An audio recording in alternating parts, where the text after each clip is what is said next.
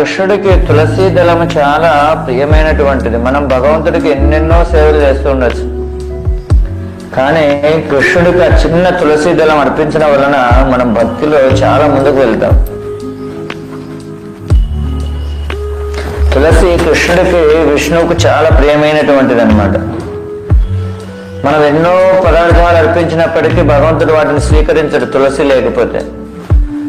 అందుకోసం మనం మొట్టమొదట పూజలో తులసి దళం కంపల్సరీ అన్నమాట.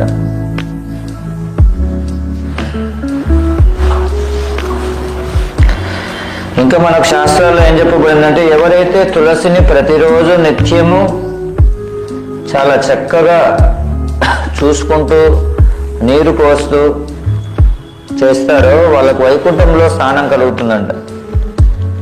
తులసి యొక్క ప్రాధాన్యత అంత ఉందన్నమాట.